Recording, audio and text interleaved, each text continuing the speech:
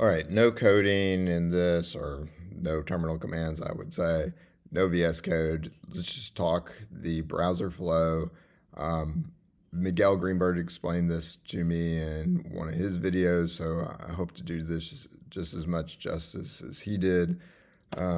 When you are creating a resource in your database, so, for example, as we've been working with this recipe resource, and there is a basically cycle that the browser goes through. It is get, post, redirect, and that is how my brain has understood this process.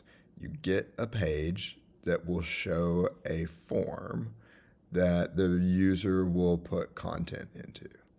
You post that form back to the server, and the server processes the data that the user put in.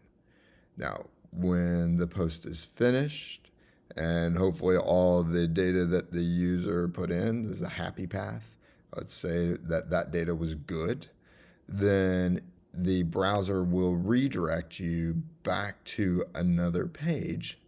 And I typically go to the index page just so you can see a list of all the things. But not only do you see all the things, in particularly you will see the new thing you just created. So you get the page, you post the form, handle that form submission, and then redirect back to some HTML page, some get method.